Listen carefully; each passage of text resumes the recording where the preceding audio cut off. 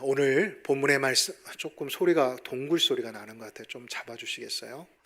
오늘 본문의 말씀을 살펴보면 오늘 본문의 말씀은 예수님께서 거라사인의 땅에서 한 귀신 들린 사람을 만남으로 인해 일어나는 사건을 기록한 본문의 말씀입니다. 우리 성도님들, 우리나라에 귀신이 참 종류가 많다는 거 알고 계십니까? 저도 이렇게 살펴보니까 생각보다 제가 알지 못했던 귀신들이 참 많이 있더라고요. 자, 그렇다면 한번 제가 성도님들께 질문 하나 해보도록 하겠습니다. 성도님들은 정말 귀신이 있다라고 믿으십니까? 믿으세요? 있을까요? 없을까요? 그렇습니다. 성경을 보면 귀신은 있습니다. 그런데 우리 그리스도인들이 이 귀신에 대해 잘못 알고 있는 사실들이 참 많이 있습니다. 무슨 사실일까요? 우리나라에는 귀신에 대한 이야기들이 참 많이 있다 보니까 여름이면 미디어마다 고향의 전설이라는 이름으로 귀신에 대해 소개까지 하는 나라가 우리나라입니다. 그러다 보니 귀신에 대해 잘못 전해들은 구전과 또한 잘못 이해하고 있는 것으로 인해 우리가 성경이 말하는 귀신과 또한 우리가 알고 있는 귀신이 혼동되는 경우들이 더러 있는 것 같습니다. 성경이 말씀하는 귀신은 무엇일까요? 성경이 말씀하시는 귀신에는 절대 조상 귀신이 없습니다. 그리고 어떠한 원한으로 인해 죽게 된 사람이 그 혼이 귀신이 된다라는 말은 성경 66권 어디에도 없다라는 사실을 우리는 기억해야 합니다. 자, 그렇다면 사탄은 무엇이고 귀신은 무엇일까요? 아시는 분 계시나요? 사탄은 영어로 말하면 데블입니다. 다시 말해 이 사탄은 귀신의 우두머리입니다. 다시 말해 이 사탄은 귀신을 졸개처럼 종처럼 부릴 수 있는 권세를 가진 사람입니다. 사람이 아닌 영입니다. 이제 좀 이해가 되셨나요? 성경은 절대 죽은 사람의 혼이나 또한 우리 원한으로 인해 이렇게 그 사람이 다시 귀신으로 환생을 해서 나쁜 짓을 하거나 복수를 갚는 그런 이야기들은 전혀 기록하고 있지 않다라는 것을 우리는 잊지 말아야 합니다. 오늘 본문은 우리에게 귀신을 소개하고 있습니다. 어떠한 귀신입니까? 성경은 정확하게 군대 귀신 들린 사람이다라고 말씀하고 있습니다. 귀신이 한 마리도 아니고 6천 마리나 되는 군대 귀신이 지금 이 사람을 사로잡고 있었다라는 것입니다. 자, 그렇다면 오늘의 본문의 말씀은 어떻게 시작할까요? 우리가 26절을 보실까요? 26절을 보면 그들이 갈릴리 맞은편 거라사인의 땅에 이르러라고 기록하고 있습니다. 자, 그렇다면 거라사인의 땅은 어떠한 땅을 의미하는 것일까요? 이 지도를 보시면 갈릴리 호수 바다가 보이실 것입니다. 예수님께서는 이 갈릴리 호수의 왼쪽인 막달라라는 지역에서 작은 배를 타고 제자들과 함께 이 건너편인 거라사, 성경에는 이곳을 이방인의 지역이다라고 말씀하고 있습니다. 이곳에서 예수님은 복음을 전파하려고 풍랑이 일어나는 이 갈릴리 호수를 뚫고 거라사 지방으로 가셨음을 성경은 기록하고 있습니다. 자, 그렇다면 그곳에서 이 거라사 지방에서 어떠한 사건을 맞닥뜨리게 되실까요? 27절의 말씀을 보면 그 도시 사람으로서 귀신 들린 한 사람을 예수님은 만나게 되어주십니다. 예수님께서 누구를 만나셨다고요? 자, 오늘 본문에서 우리가 많이 놓치고 있는 단어가 있는데 바로 도시와 귀신 들린 자라는 것입니다. 왜 누가복음의 저자는 이 도시라는 단어와 귀신이라는 단어를 함께 사용하고 있는 것일까요? 어울리지 않는 단어라고 생각하지 않으신가요? 좀 함께 사용하기에는 부적절하다라고 생각이 되어지실 것입니다. 그렇다면 왜 누가복음의 저자는 도시라는 단어를 이 귀신 들린 자와 함께 사용했을까요?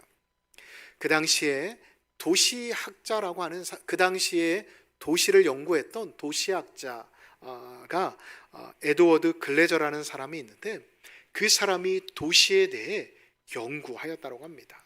그 당시의 도시는 지역이나 건물이나 환경이 아니라 사람들이 가까이 함으로 서로 얽히고 교류하는 장소가 도시라는 것입니다.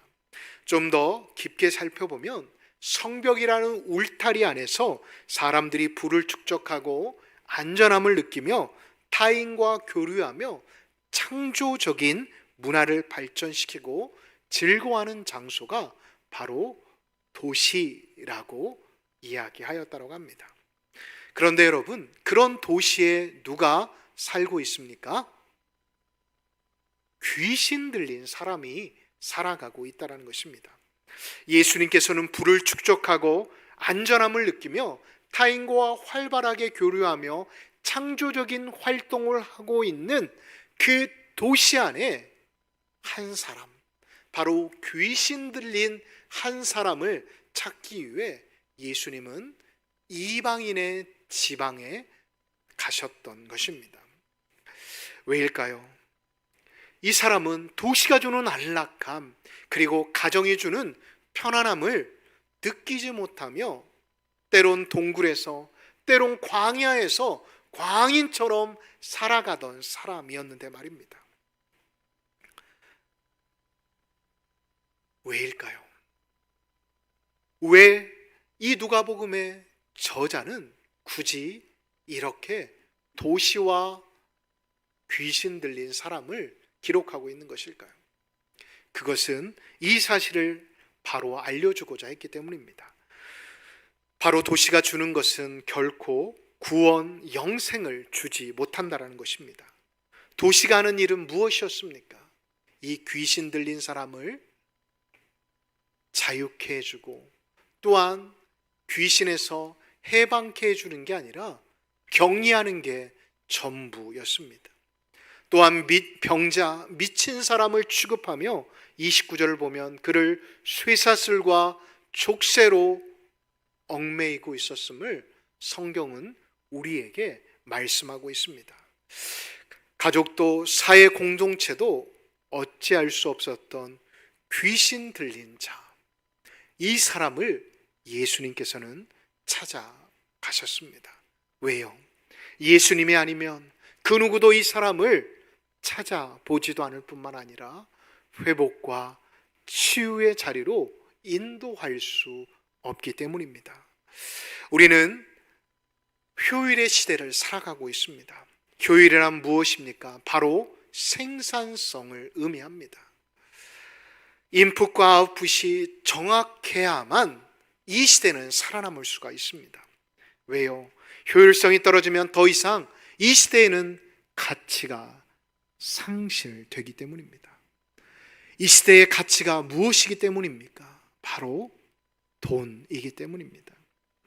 그러나 하나님의 나라는 어떠할까요? 하나님의 나라는 효율성을 중요시할까요? 절대 그렇지 않습니다. 왜요? 하나님의 나라는 돈에 가치를 두고 있지 않기 때문입니다. 생명은 효율성이 아니기 때문입니다. 극단적이지만 예를 한번 들어보도록 하겠습니다. 성도님들 가운데 부모님이 또한 자녀가 아프다라고 생각해 보십시오. 부모님을 고치기 위해, 자녀를 고치기 위해 여러분들이 가진 것을 아깝다 생각할 리가 누가 있겠습니까? 아무도 없을 것입니다. 예수님도 마찬가지였습니다. 예수님이 만약에 효율성의 가치를 두었다라고 한다면 굳이 한 사람만 만나고 돌아올 그 거라사 지망을 왜 풍랑이는 그 갈릴리 호수를 건너 이 이방인의 땅으로 오셨겠습니까? 사랑하는 성도 여러분, 예수님께서는 이 한 생명을 살리시기 위해 효율을 내려놓으시고 오늘 도시 가운데 홀로 살아가고 있는 이 귀신 들린 사람을 찾아오셨습니다. 사랑하는 성도 여러분, 여러분들은 어떠한 인생을 살아가고 계십니까? 혹 나의 가치를 더 극대화하기 위해, 나의 효율성을 더 극대화하기 위해 한 사람을, 한 영혼을 그저 바라만 보고 계시진 않으십니까? 보십시오. 예수님은 한 영혼, 한 생명을 구원하시기 위해 돼지떼를 몰살시켜 버리십니다. 그리고 한 사람이 너무나도 중요하셨기에 반복해서 말씀드리지만 이방인의 땅, 이유대인들이 저주받았다라고 하는, 부정하다라고 말하는 이방인의 땅을 밟으셨던 것입니다. 가족도 공동체원도 아무도 관심 없고 그저 그를 억압하기 위해 쇠사슬과 족쇄로 채워둔 그 사람을 만나시기 위해서 말입니다. 우리가 4인 4색 은혜 집회를 은혜 가운데 마쳤습니다. 4인 4색 집회를 준비하면서 참 긴장을 저는 많이 했던 것 같습니다. 왜냐하면 저 역시도 담임 목사이다 보니까 이런 소리 저런 소리가 제 교회에 참 많이 들리기 때문입니다. 많은 분들이 우리 교회 형편이 이러한데 굳이 이렇게까지 해야 하나 라는 분들이 생각보다 많으시더라고요.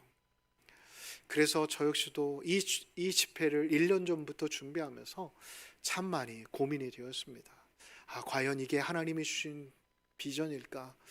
정말 이것을 내가 과연 내년에도 지속해야 하는가? 라는 고민을 수없이 하게 되었습니다. 그런데 그럼에도 불구하고 제가 내년에도 이 사역을 하려고 마음을 먹었습니다.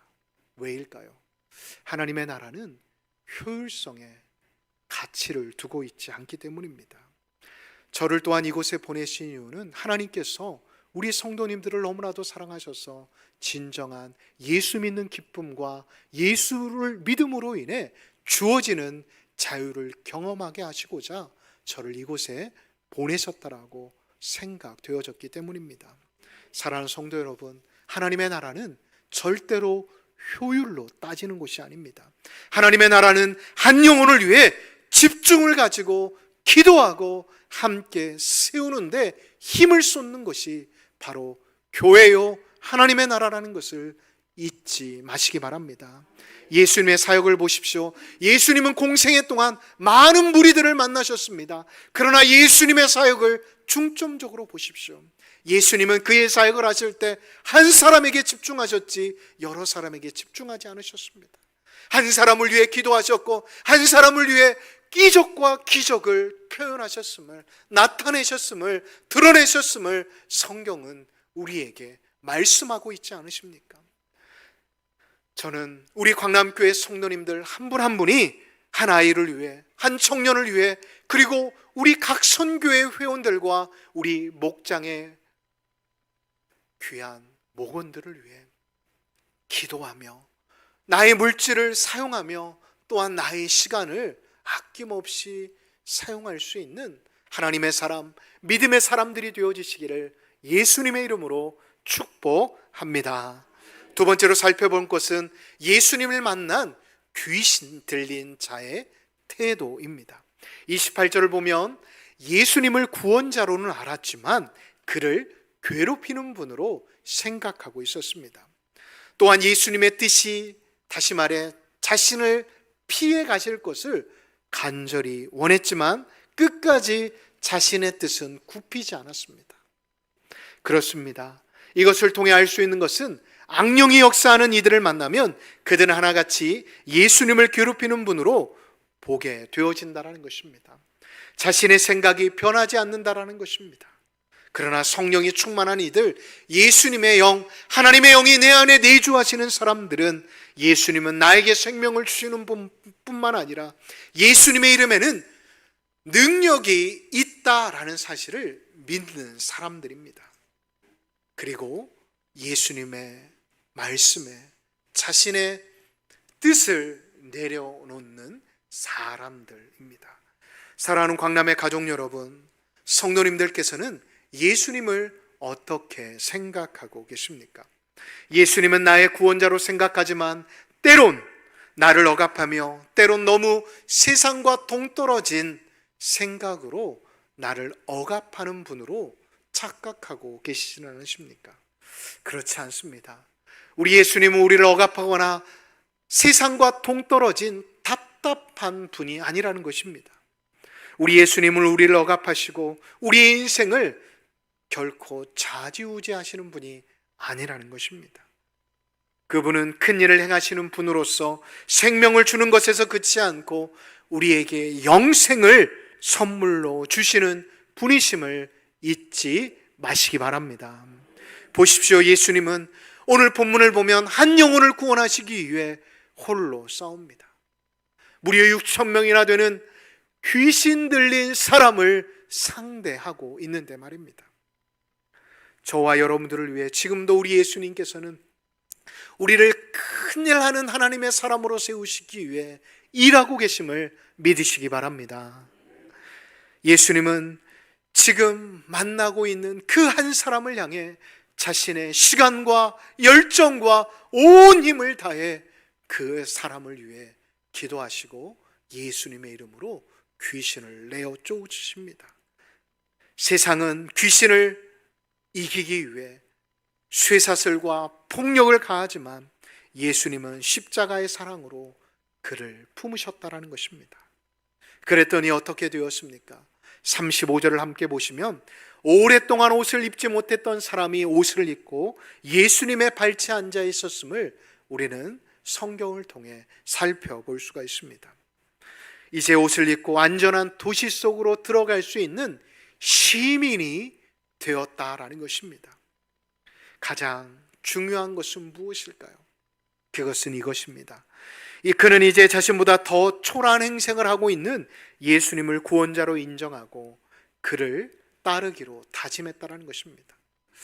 제가 왜 예수님을 초라한 행색을 했다라고 이야기하는 것일까요? 여러분 한번 생각해 보십시오. 오늘 본문 바로 이전의 본문을 보면 예수님은 이 거라사 지방에 건너오시기 위해 풍랑을 만나시지 않으셨습니까? 여러분, 풍랑이란 무엇일까요?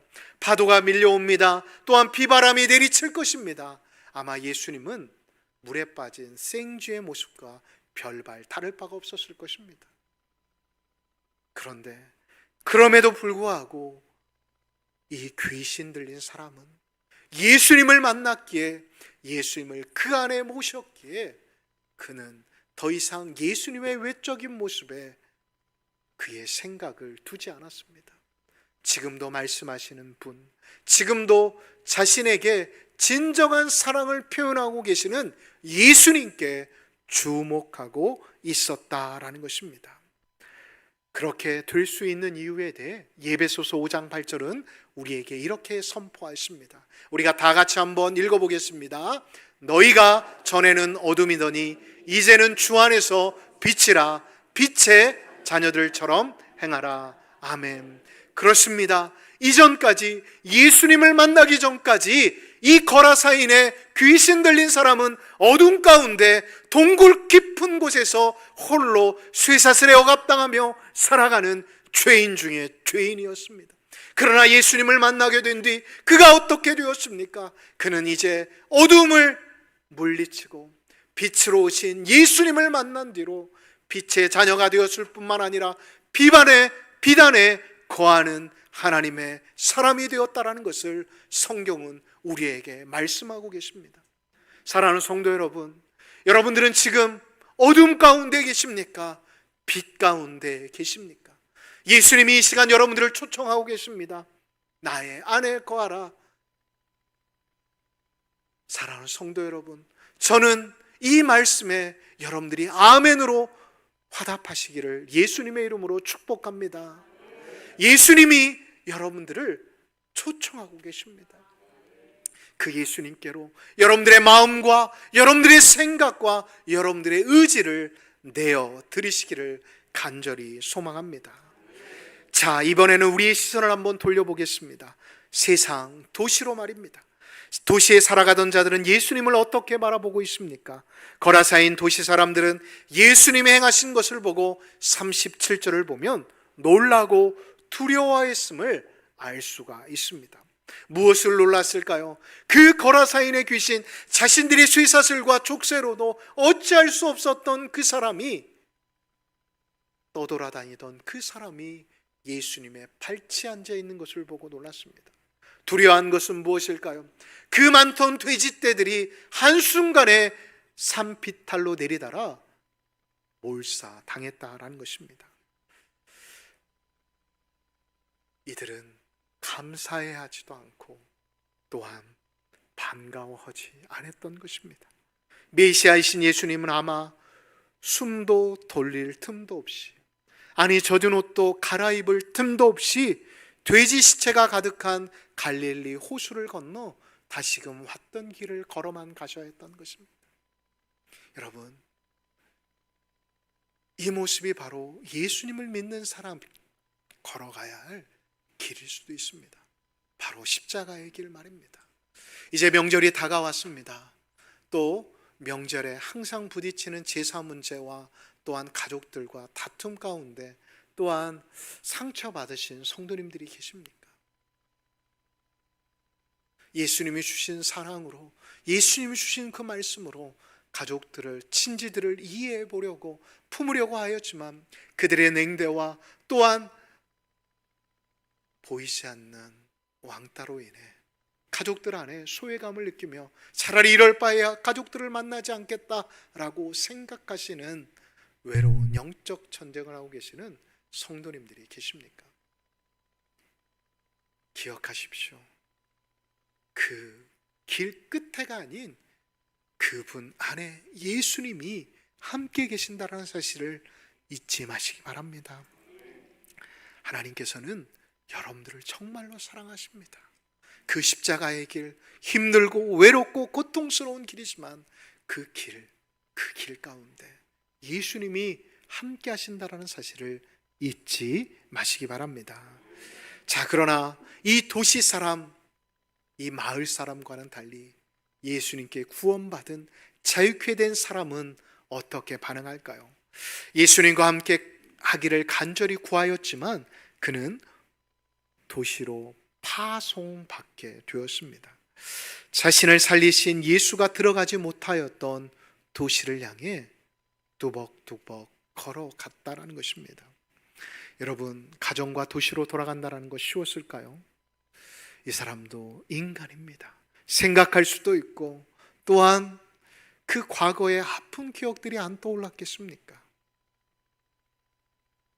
그 가정은 자신을 버렸던 가정입니다. 그 도시는 자신을 억압하고 폭력을 행사했던 사람들이 모여있는 곳이었습니다. 그럼에도 불구하고 그는, 잘 들으십시오, 홀로 그 도시를 향해, 자신의 집을 향해 걸어갔다라는 것입니다. 왜요? 자기가 들은 예수의 말을, 자신이 받은 예수의 사랑을 예수의 방식으로 전해야 할 사명이 그에게 부여되었다라고 믿었기 때문이었습니다. 사랑하는 광남의 가족 여러분, 이 마지막 때에 귀신이, 사탄이 아무리 날뛴다 할지라도 예수 십자가를 통해 드러난 하나님의 사랑은 그 어떠한 것도 막을 수 없음을 믿으십니까? 그렇습니다. 그 사랑은 지금도 우리와 함께 할 뿐만 아니라 그 사랑을 통해 우리가 하루하루를 넉넉히 살아갈 수 있는 힘과 능력을 얻을 수 있다는 것을 잊지 마시기 바랍니다. 이 땅에서 우리가 예수 믿는다라고 해서 괴로움과 걱정과 염려가 찾아오지 않는다라고 말씀드리는 것, 다시 한번 말씀드리지만 절대 아닙니다. 그러나 결국 우리가 그 십자가의 사랑을 붙들고 한 걸음 한 걸음 우리의 일상을 살아나가게 되어진다라고 한다면 하나님은 임마누엘로 우리와 함께 하실 뿐만 아니라 여호와니시 승리의 깃발을 우리 인생 가운데 꽂아주신다라는 것을 잊지 마시기 바랍니다. 그러하게 우리가 이 마지막 때에 악한 영의 속임수에, 악한 거짓 가르치는 자의 속임수에 빠지지 않도록 경계해야 합니다. 경계하기 위해서 우리는 깨어 기도해야 할 뿐만 아니라 말씀을 더 가까이 해야 한다는 것입니다. 여러분, 부족한 저를 위해서 많이 기도해 주십시오. 저 역시도 제가 부족하다는 것 너무나도 잘 알고 있습니다. 그러하기에 여러분들 함께 모여 기도해야 하지 않을까요? 여러분, 제가 심무했던 장석교회라는 교회는 1부, 2부, 3부가 되면 지하 기도실에 한 40명 이상 계속 기도하는 사람이 있습니다. 무엇을 위해 기도하는 줄 아십니까? 다른 것 위해서 기도 안 해요. 담임 목사님 설교를 위해서 기도해요. 그 사람들은 1시간 동안 그걸 위해 기도합니다. 여러분, 그러니 그 교회에서 설교하시는 목사님은 어떻겠습니까? 기적이 일어나고 능력이 일어나는 것은 다른 데 있지 않습니까? 예수 십자가를 붙들은 그 한 사람이 그 사명을 잊지 않고 자신의 삶의 자리에서 묵묵히 자신의 삶을 살아나게 되어질 때 기적은, 능력은 나타나게 되어진다는 것을 잊지 마시기 바랍니다.